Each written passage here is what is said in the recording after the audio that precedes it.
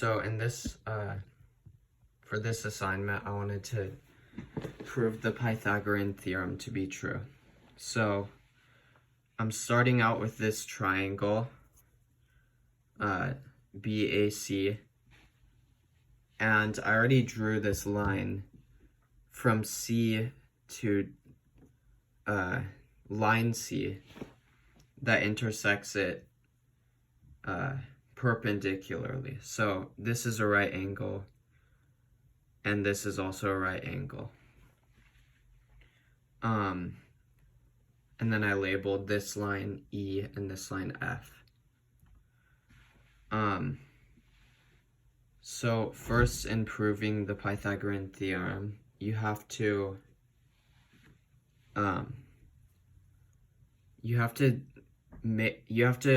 explain why these two smaller triangles, triangle BDC and triangle DAC, are similar to BAC.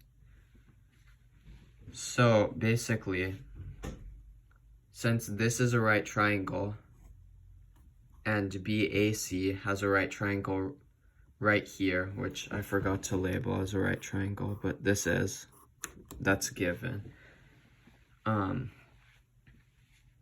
So that's one angle that they have in common. And then they share angle B right here.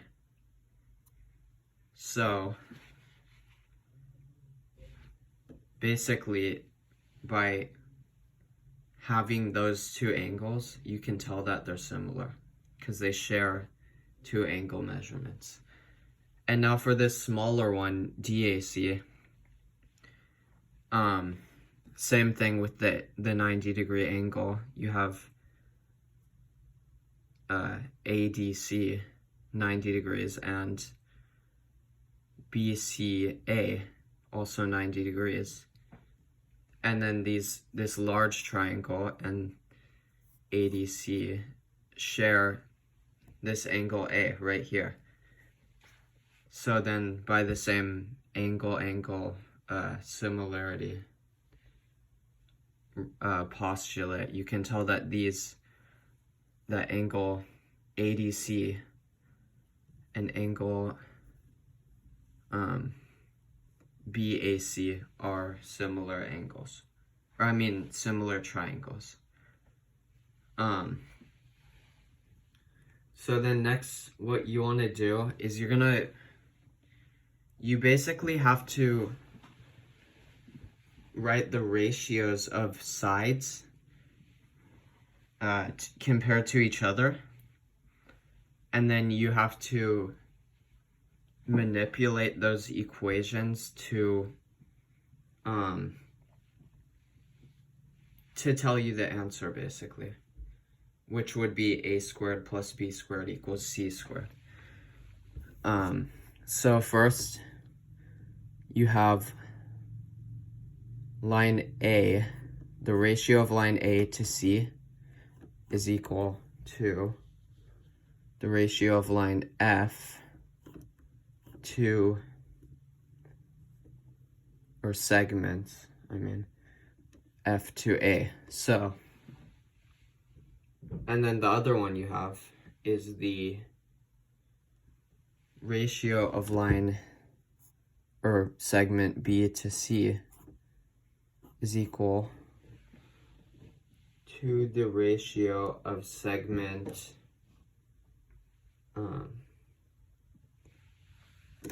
E to B. And I'll explain that. So since these triangles, these three are all similar, A to C, which is A to C. Yeah, so on the large one, this line C to this line A, that ratio is the same as on this BDC triangle. It's the same as the ratio of this A to F. And then the other one, or I mean F to A, and then the other one is B to C. So the ratio of, on this larger triangle, the ratio of this line B to this line C is the same as the ratio of this line E on this smaller triangle to B. So you know that based on what I've explained so far. And then next, what you have to do is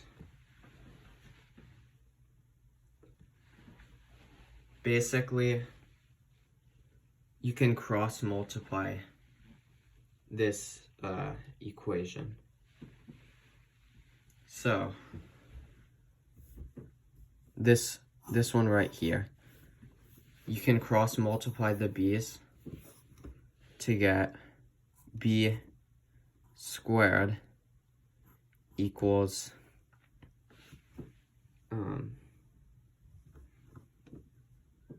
c times e. And then after that, you basically do the same with the other one, which is a over c is equal to f over a. And you add it onto this. So that would be a squared equals cf. And then when you add them together, you get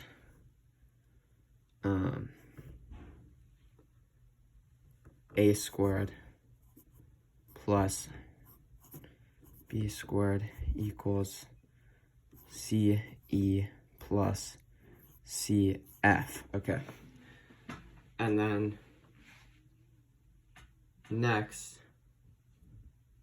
what you have to do is you have to basically change this side of the equation. And what you're changing it to is instead of c times e plus c times f, you change it to c times e plus f, and then add on the other side a squared plus b squared.